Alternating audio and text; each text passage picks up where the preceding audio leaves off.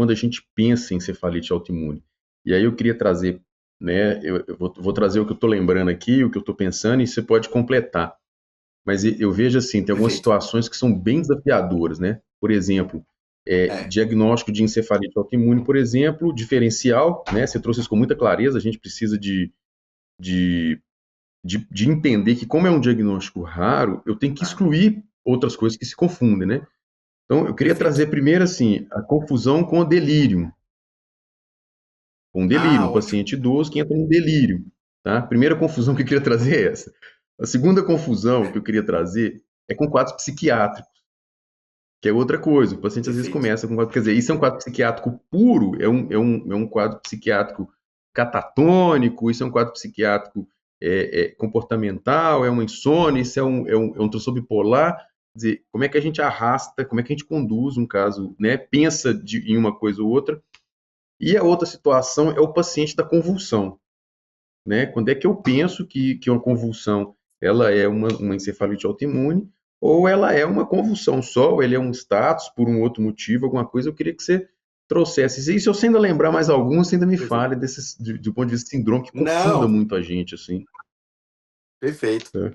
Perfeito. Não, sua linha aí que você trouxe esses 3 pontos aí é muito interessante. Por quê? Onde é que está o paciente da encefalite autoimune? Ele às vezes está com um psiquiatra. Por quê? Vamos para alteração comportamental. Aí você tem que entender que a encefalite autoimune geralmente é um quadro subagudo. Então, o que acontece? Ele não vai ter habitualmente aquela velocidade, e isso, gente, não é uma regra. Isso é ideia geral, certo? Lógico que eu tenho encefalites autoimunes que evoluem muito rapidamente. Porque as encefalites autoimunes, ela entram num conceito de demência rapidamente progressiva. Que a gente sabe que lá no livro vai estar gente dizendo que é 3 meses, gente dizendo que é até 6 meses, gente dizendo que é até 1 ano e relatos até de 2 anos. Então, assim, é muito variável esse tempo de demência rapidamente progressiva, mas é aquela demência que avança mais rápido que uma demência habitual daquelas que a gente lida lá no consultório, que é uma demência, por exemplo, de Alzheimer. Então, é um quadro comportamental que aconteceu de maneira mais rápida. Então, abrindo a caixinha de transtornos psiquiátricos, extremamente comum. Então, um paciente está lá na psiquiatria e os sinais de alarme que vão chamar a atenção para a gente é o quê? Paciente com transtorno psiquiátrico fora da faixa etária ideal, entre aspas. Da faixa etária esperada, melhor dizendo. Para corrigir, vamos botar ideal, vamos botar esperada.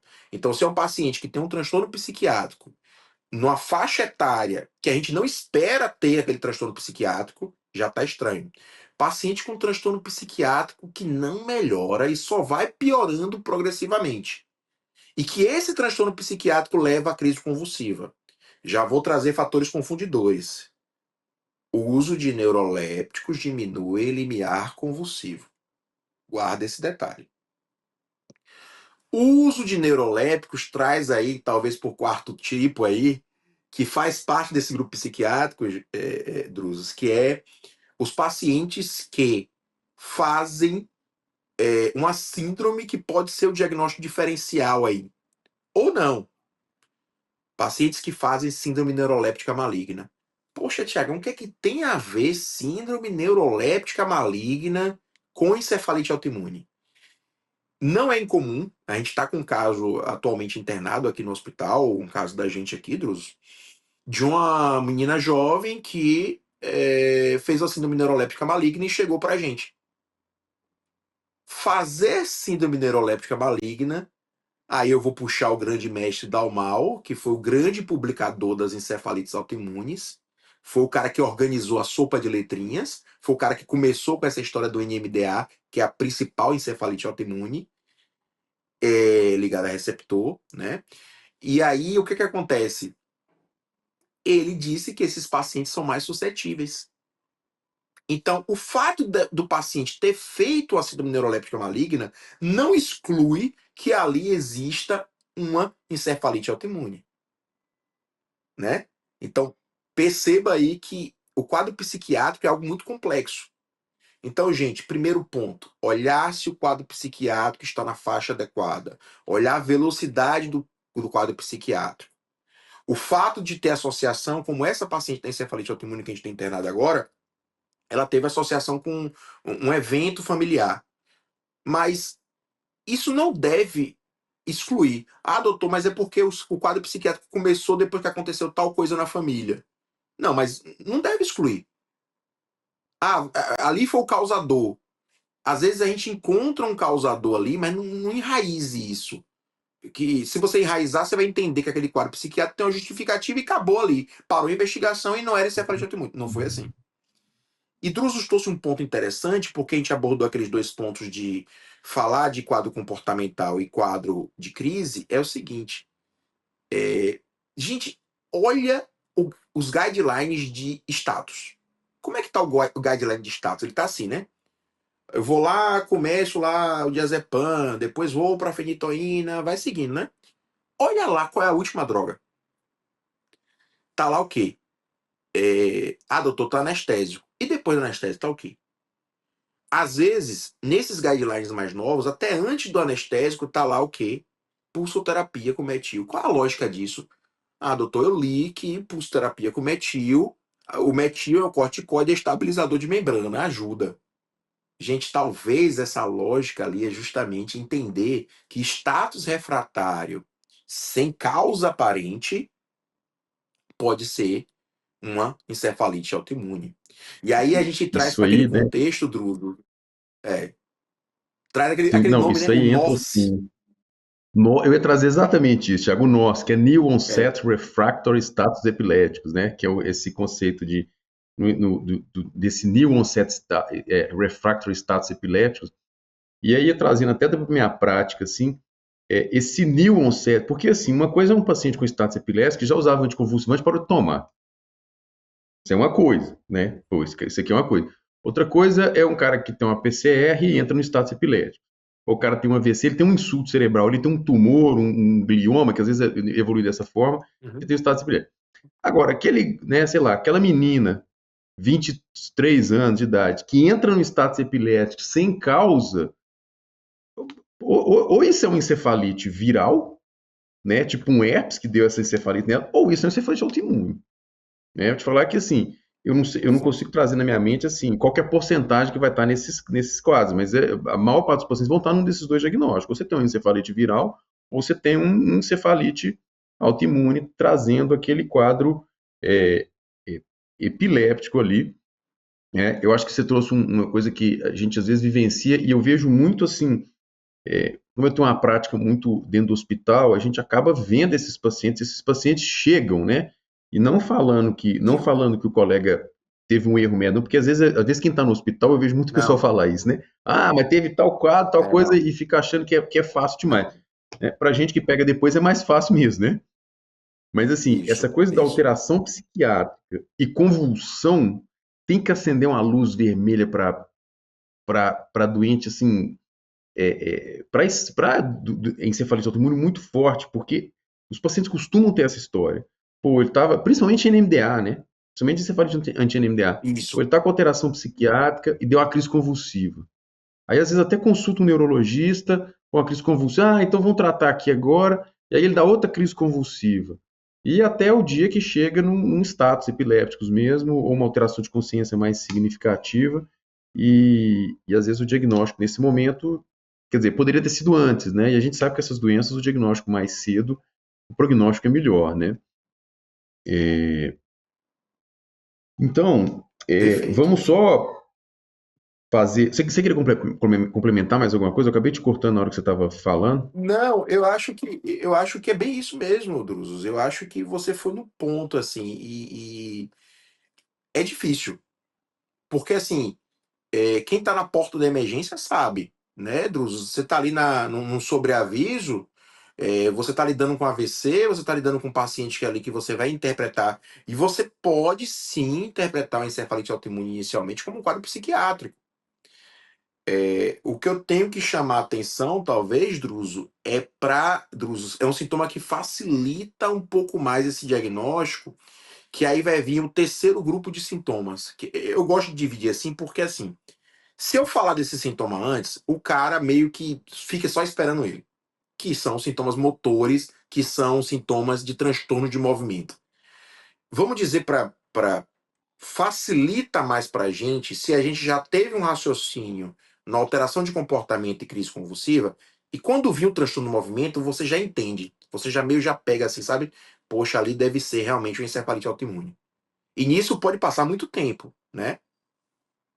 Mas pode Então, assim, continuar. e é transtorno de movimento, não, eu acho que é até legal, assim, para caracterizar, né, transtorno de movimento que a gente pode ter, né, é, principalmente encefalite anti-NMDA, que é as cinesias orais, né, que são oromandibulares, que são muito Muito. comuns, e outros tipos de encefalite você pode ter crises fácil-braquiais, são crises, né, que Isso, são esses transtornos de movimento que dão a dica mesmo. Tiago, eu lembro, isso. rapaz, eu tenho tanta memória, eu lembro desse paciente até hoje, cara, era um garotão. Na época eu não era Marca. neurologista, eu era intensivista, cara. Eu lembro que esse paciente chegou no hospital com uma história de um quadro psiquiátrico e não deu assim, rebaixou, mas não teve crise convulsiva, assim, para a gente chegar e falar assim, pô, isso aqui foi crise convulsiva com certeza. Ficou aquela alteração de estado de alerta, muita de cinesia oral. E ele acabou sendo tratado assim, aí é um quadro psiquiátrico agudo, foi para UTI rebaixado, tomou remédio, ninguém ficou sabendo o que que era, e ele acabou recebendo alta sequelado para instituição de cuidado prolongado, assim, sabe? E aí depois que eu fui fazer neurologia, eu falei, rapaz, era o que que aquele cara tinha, olha só. Que era a É marca muita de encefalite. cinesia oral, sabe? Muita de cinesia oral, que foi um negócio que me chamou muita atenção, assim, sabe? Que é um diagnóstico difícil. Isso aí, e eu vou te contar, isso aí aconteceu, foi 2007. Se não me falha a memória, acho que o Olha mesmo só. critério que você falou de autoimune, eu acho que é 2010, cara. Eu acho que nem existia essa, essa, Foi. essa coisa de encefalite É, autoimune assim, não era um negócio nem muito bem. é legal você trazer isso, porque assim, olha, é, em 2007 foi a publicação do Dalmal, exatamente em 2007. A publicação do Dalmal É, foi em 2007, falando da primeira. Ou seja, só 2008 que a gente veio ter uma ideia de alguma coisa. Antes, o que, é que a galera falava? A galera sabia que existia encefalite autoimune. Só que eles falavam assim, poxa, cara, eu rastrei herpes, não foi. Usei a ciclovir, eu acho que é sequela mesmo. Ou então, não, encefalite límbica. Chamava atenção assim, encefalite sim. límbica. Mudou comportamento, alterou o movimento. Só que a grande revolução do Dalmal em 2007 é justamente que ele vai lá e acha a NMDA. Em 2010, realmente é que expande isso aí, né? Porque você começa a falar de LGI1, que foi essa do fácio braquial, né? Começa a falar dos outros anticorpos. Para critério mesmo, só vim surgir em 2016. Então é bem Critério posterior, né? assim, É bem de posterior, maneira né? mais ampla, né? Então é algo assim que você fica. Aí para revisar o critério em 2020. Então começou a surgir muito marcador, né? E uma coisa bem interessante, Drusos, que eu gosto sempre de trazer gente, não espere, diante do encefalite, não espere o uso da ciclovir. Faça o uso. Se depois você vai fazer líquor, você vai tirar, porque isso aqui, a questão da encefalite por herpes é porque ela mata mesmo, e ela deixa incapacidades terríveis. Então não é incomum, não é errado você fazer um tratamento para um quadro infeccioso e depois você pensar em tratar a encefalite autoimune. E ainda trago mais. Uma das coisas que é bem interessante, Drusos, é a questão do herpes. O herpes, ele não só ou seja, se eu pego um paciente hoje com encefalite herpética, eu trato, usei lá a ciclovir, dou alta para ele, e esse paciente volta para mim, o que pode ter acontecido é uma encefalite NMDA. Ou seja, o Uhum. cara abriu com herpes, mesmo com PCR positivo, e depois ele desenvolveu anticorpo anti-NMDA. Isso acontece. E antes a gente achava que o fato de ter herpes excluía a NMDA. Então ele é como se fosse um gatilho. E não é porque a encefalite herpética piorou, ou ele se recontaminou, ele teve outro quadro. Isso pode acontecer.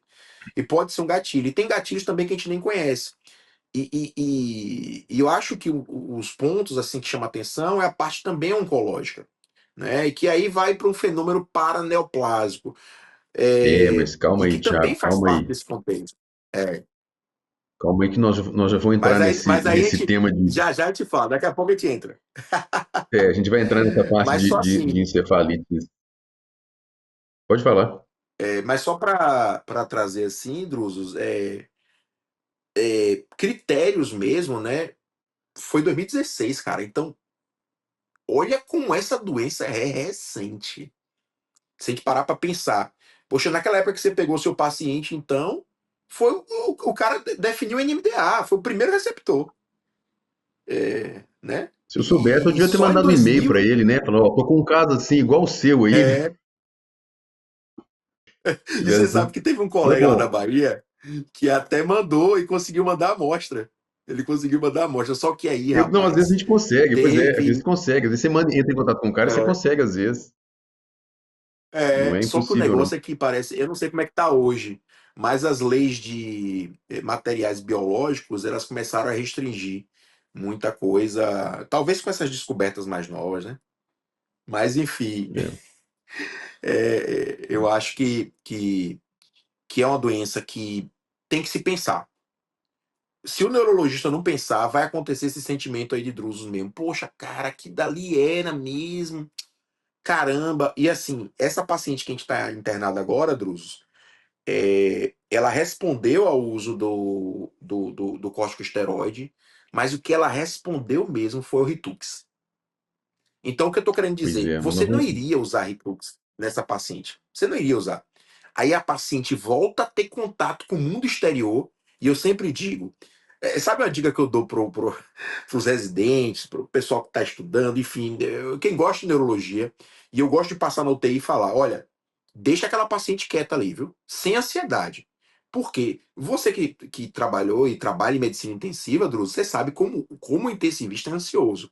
Se ele vê um cara que está parado, com movimentos de discinesia, ele já quer estabelecer prognóstico, né? Ele fala, não, Propopó. relaxa, relaxa, a Propopó. mulher é jovem, ela vai melhorar. Não, calma, calma, calma, calma, ela vai melhorar. Por quê? Só pra você ter ideia, essa paciente evoluiu com endocardite. Provavelmente pelo tempo internado, a gente começou até a estudar e fez uma revisão sobre o uso do rituximab endocardite. Esses pacientes, gente, tem paciente de encefalite autoimune que passa um ano no hospital.